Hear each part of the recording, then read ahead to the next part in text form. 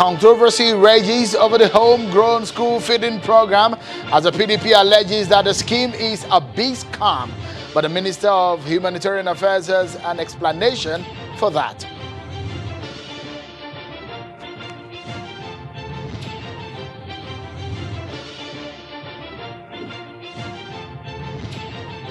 And the Minister of Health is explaining the whereabouts of Chinese doctors who came into the country, as some Nigerians become critical of their role in the COVID-19 war in Nigeria.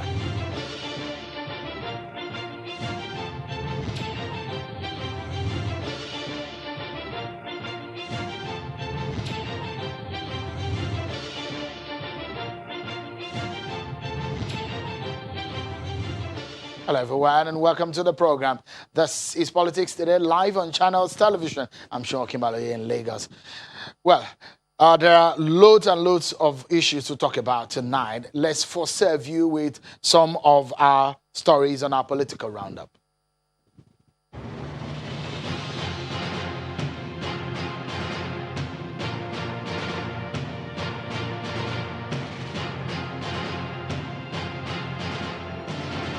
The Kaduna State Governor Nasir El-Rufai has held an emergency security meeting with heads of security agencies over renewed attacks in some parts of the state. The meeting, which comes 2 days after over 20 people were killed in Kajuru local government area on Tuesday and Wednesday, is to review the security situation in Kaduna State. The Bauchi state government has resolved to cut down expenses on non-essential services and refocus on spending on essentials in the areas of health, education, and agriculture as a strategy to minimize the impact of COVID-19 on the state's economy. This is one of the outcomes of the Dr. Aminu Gamawa-led COVID-19 Economic Recovery Committee report submitted to the state governor. The committee set out to identify and recommend measures the state should take to enhance revenue, save cost, reduce waste, and improve internally generated revenue. There is no any means of income except from the government. And the government cannot afford to fail the people. The Imo State Governor, Hope Uzodinma, has been speaking on the 4 COVID-19 cases newly recorded in Imo State. He says it was reported that the new case involves a man who just came back from Lagos State and infected 3 other members of his family. Addressing journalists in Owerri, the Imo State capital, the governor expressed displeasure about the non-compliance of indigents to the border closure and the abuse of all the measures put in place by the state government to contain the spread of the coronavirus pandemic in the state. Despite our announcements, despite the directives to close all borders, it is surprising to now know that somebody came in from Lagos, got to village, and has infected 4 members of his family. The Ondo State House of Assembly is investigating the 4.3 billion naira discovered in a secret account in the state. Speaking to Channels Television on the development, the chairman of the House Committee on Information, Honorable Olugbenga Ale, noted that the account had been in existence for over 10 years, during the regime of late Governor Olusegun Agagu. He noted that the fund was discovered by the Auditor General during an oversight function of the legislature. What happened was that a sum of 4.3 billion was discovered to be lodged in a private account. Like you know, and like everybody knows, it's dated over 10 years ago. And I want to clear on this. I want this one to be clear that everybody knows that the administration, the present administration, is a little bit above 3 years. So definitely it didn't happen in this administration. And I can confirm too that it didn't happen in the last administration of Governor Dr. Olusegun Mimiko.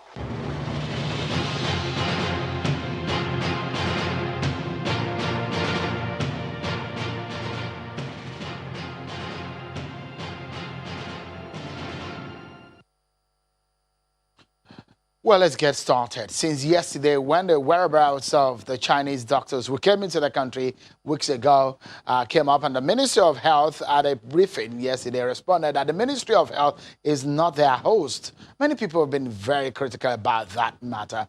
Today, there appears to be some kind of explanation on that matter. The Minister of Health says no foreign doctor is engaged in the treatment of COVID-19 patients in Nigeria.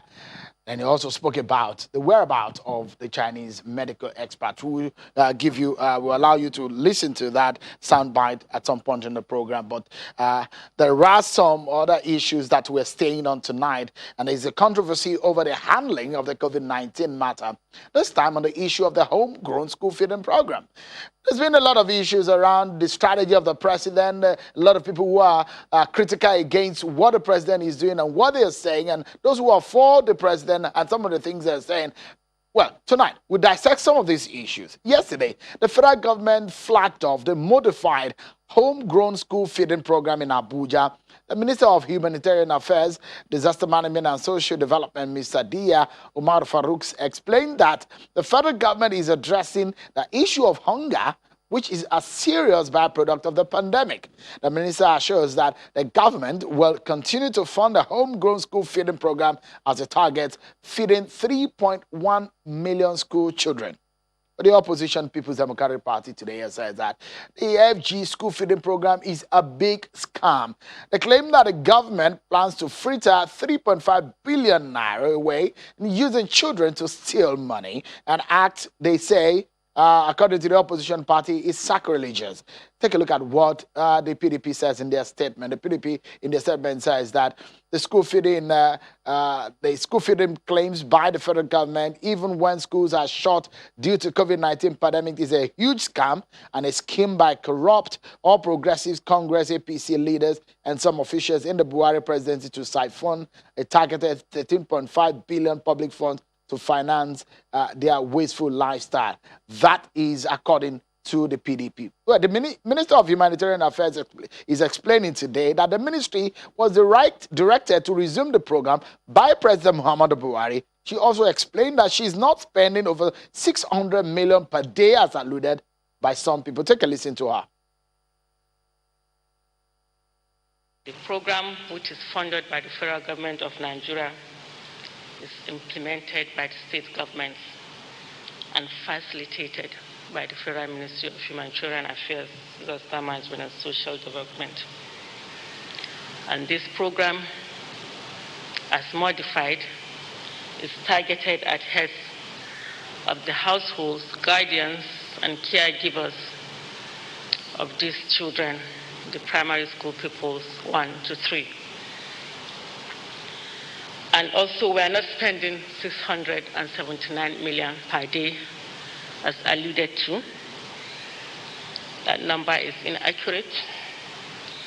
The take-home rations are worth 4,200 naira per household and are planned as a monthly COVID-19 intervention for 3,131,971 households in the participating states of the Federation.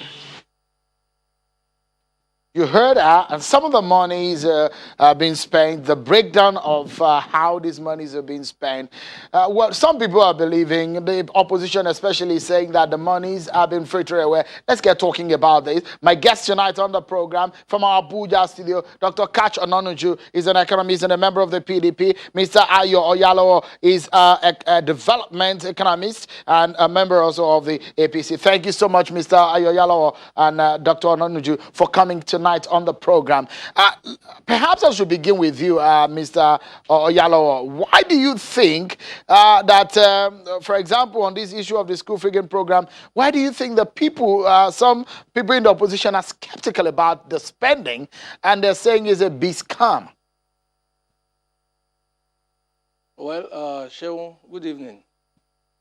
I think you need to understand that we are dealing with a belligerent and ignorant bunch of people who are not opposition. I don't think you are wrong by saying some people. Just put it clearly, the PDP, because everything for them is a scam, because they have always been a scam. They run a scam government.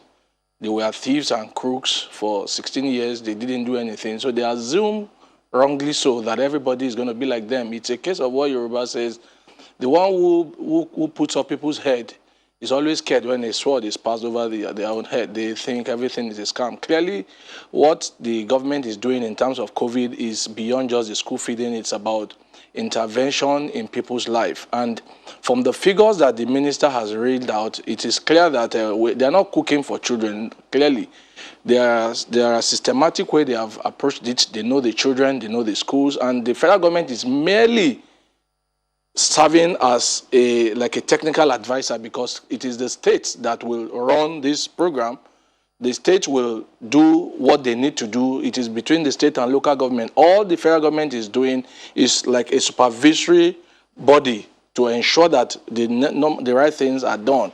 It's an intervention in those families. The food will be given per month to each household that has been in the participating states. There are vouchers that have been given out. There are names, and these are records that can be verified. But of course, when you are dealing with a belligerent and ignorant opposition, you are clearly going to have people who will just fight against everything. So we are not perturbed. We are not worried about them, because we know clearly they don't know what they are doing. They just want to talk because they just have to talk. And a good opposition will actually study what the problem is, what the issues are, look at where you can see errors and where you can make modification. But these ones don't even understand what they are fighting. They just want to fight because they think they just have to fight, because they just want to be in the news for the wrong reasons, as they have always been. So we're not perturbed, we're not bothered, because we understand that is the way they have been wired for all their lives, and they will never change. They will always be PDP, always be ignorant, and always be noisemakers. Dr. Nonuju, please react to, because you are one of those who have raised question mark on the issue of the school feeding program and the social investment program of the federal government. But this is coming again, and your party is saying the school feeding program is a big scam, but the minister has responded. What will be your response this evening, Dr. Nonuju? Thank you very much. It has to be, it's an issue of, it's a national thing. It's not a political party game. School registrations are known to all, and all we're asking is data. Now, don't forget, as you earlier said, the minister today put out figures. This problem started when we saw last year they were talking about school feeding programs. If the school feeding programs were working, the out-of-school numbers wouldn't have risen from 10.8 million to 16.4 million. And that was where this crisis started. We said, if truly the children are getting the food served to them in schools, how come we have, and suddenly now, more children who are not in school? Because the idea was to use the food to lure children back to classrooms. We've not done that. And that was supposed to be a strategy to even remove children from the streets, which is the elementary program, and then have them come into classrooms. And what have we done? We have stopped the elementary program, for which I commend the governors in the north. And I believe for it to be successful, they need to go back to the original master plan we had when we built over 156 schools. The idea is to bring those children and give them education and feed them. Yes, we did not finish that, and when this new administration came, they started school feeding without understanding the reasons why we say school feeding. We say school feeding program will come in when those children are brought out of the streets. And for us to be able to keep them in the classrooms, we will give them food to keep them there. Today, the children have been driven away from several states, and nobody thinks about it. And because they're being driven away, the states where you do not have this program of restricting the children from the school, from the roads, are actually now having an influx of those children who are being taken off the streets. And that's why I say it has to be a holistic national program for us to end the elementary program, which I commend. It's a beautiful thing for me. It's a beautiful bonanza for our democracy that we're actually standing up for the first time to end elementary. Elementary, for me, is evil. It's one of the worst things to have happened to this country. So why should we use our petrol dollars, waste it, and our children are not being taken care of? So let the children being removed from the streets as elementary be looked after with with the money. Dr. Ononiju. There's nothing wrong. But Yeah, it's time for our break on the program. Sorry, apologies to butt into your. I'll allow you to land on that thought, but we need to go on break. But when we come back, we'll look generally also on the approach of the president, the federal government on the COVID-19 war, and how it's been managed, and some of the issues that have been raised. Don't go anywhere, everyone. We'll be right back. Thank you so much, everyone, for staying with us on the program. My partner tonight, Mr. Ayoyalo, a member of the APC, is a political economics and a policy analyst. Thank you so much, Mr. Ayoyalo, for your time tonight. And Dr. Kach Anoniju is a chieftain of the PDP and an economist. Thank you so much, Dr. Kach Anoniju. Let me just give you a few seconds to land on the thought that you were on before I came into what you were saying. Quickly land on in a few seconds on what you were saying before we went on that break. Thank you very much.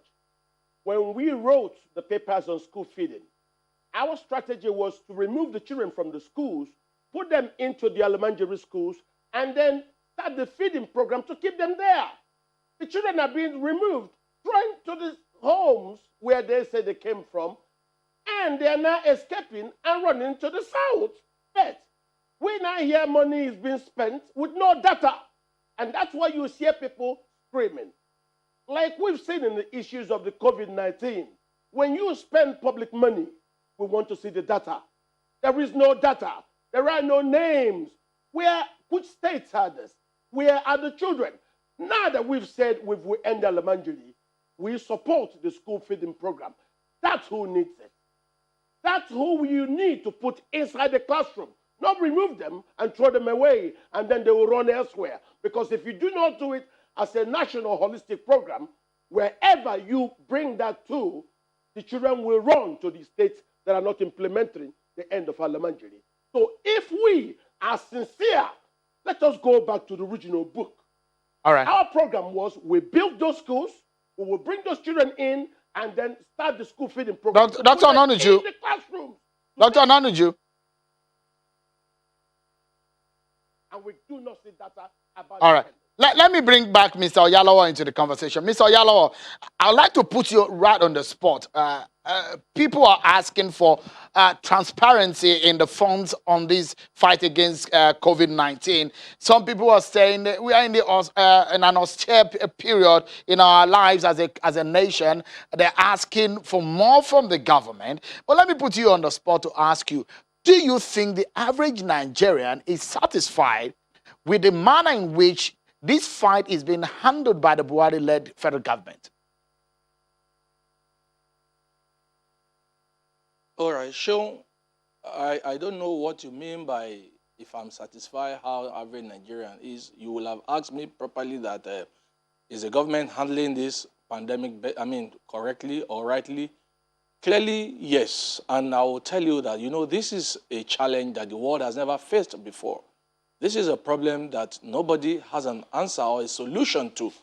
But when you look at how we have handled it as a country, you have to begin to look at it. See, firstly, one of the biggest problems we've had is everybody look at the center. But we forget that the federating units, the subnationals, are more important in this fight because clearly the governors are more empowered to handle whatever is going on in their state. So some states have been extremely wonderful in the way they've handled it. Some states have been less than glamorous. So I am not here to defend any state or to castigate anybody. But I'm saying that in terms of the federal giving support, we have seen wonderful support coming from the federal government. We have a team of experts. We have the NCDC. We have the PTF handling it masterfully. And I think it's commendable. I'd rather see a system where the federal government continue to give support and guidance to the state than the federal government taking over, because we're not running a unitary system of government. We're running a federal system of government where you have subnational, that is the state, the local government, doing their bit. So what we need to be asking is, how are the states handling their own problem? Because some states, for instance, Lagos State, has been more than glamorous, doing excellently well in terms of managing the issue. And they have raised, they have lifted some of the curfew, some of the restrictions. People can actually go to work, but within certain limited number of times. So I think the states have done well. And we've seen other states who have done nothing but destroy people's properties, put people to cry, and punish people because, all in the name of lockdown. So I think we should look at the state more than looking at the federal government. Lagos State is a massive example. The other state, the River State, we can see. Mr. Yalo, sorry, apologies to Button. How do you react? Yeah, how do you react to those who are asking for more transparency from the federal government? Well, transparency is inevitable if you are spending public funds. But you know clearly the federal government, some of the money that people have been crying about have been the ones that were donated. And the federal government is not handling it. In terms of the federal government, the president actually gave an express order that the PTF must not have charges over 1 naira. So the money has been, it's been handled, is warehoused in the CBN and being handled by a committee led by the richest man in Africa. So I think we need to be clear. We shouldn't misinform Nigerians. The federal government is not handling the fund. The committee is handling the fund. And if we have questions to them, I think the CBN governor has given an excellent information over this sometimes back. But if people want to model up the waters, good for them. But I think the federal government has done its job. The president gave an express command. All right. Nobody in the PTF should touch a naira. All right. So I don't know what the issue is about. Let's bring back Mr. Ononuju to react to what you have said.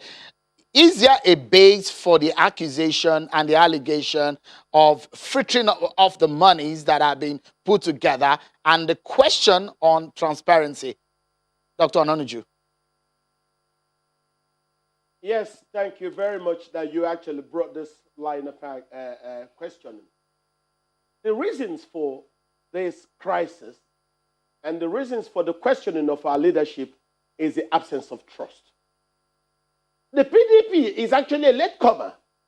I noticed that the members of the public were the ones very angry. How come the minister is announcing figures and we do not understand this? We've not seen it. There's a lockdown. If things happen in my village, I would be told that people are being given money. And she said, no, we're about to start it. We've not done it. The problem is when you make announcements that money have been spent without people seeing any physical action about spendings, this kind of issues of trust will come on. So I believe the absence of trust is the trigger for the crisis that we have. And until we try to show people that they can trust us, the public will continue to doubt anything that it is that we say. As far as I'm concerned, we've not been very transparent in this because at the very beginning of this, we talked about how do we economically ameliorate the conditions. But what would you have loved to see? When you're asking for that kind of transparency, Dr. Ononuju, what would you have loved to see? How do you wish that this thing could have been handled? If you say they have not been transparent enough, what do you think would have been a better way to handle it? One, the best way to have treated this is to follow those who we have data on. Those with the BVN. What's the sense of having BVN? When you have BVN, you do businesses, you're taxed. So it is your activity that actually runs the economy. Why is it that when we then want to do something like ameliorating their suffering, we abandon our BVN system and start talking about what we do not know? Let us know those through data that got this kind of money. We need to go now, Dr. Ononuju. But Dr. Ononuju, we need to go now. We're done with the business of the day. But let me allow Yalawa, just in a sentence, we need to go. Your final word, Mr. Yalawa. Just in a sentence. Your final word. Well, as far as I'm concerned, that's why I talk about belligerent opposition and ignorance. You don't talk about BVN to give anybody anything.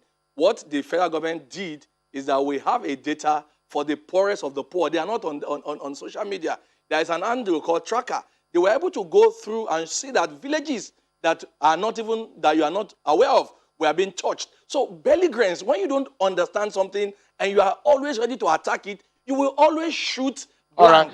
All right. We need to leave it at that. Yeah, we're out of time, Mr. Yalo and Dr. Ononuju. But I must sincerely thank both of you for coming on tonight. Mr. Ayoyalo, a member of the APC and a political economist. Also, Dr. Onanuju, an economist and a member of the PDP. Thank you so much, gentlemen, for coming on tonight. That's our show for tonight. It's Friday. Thank God it's Friday. Thank you, everyone, for watching. I'm Sean Kimale. Bye-bye.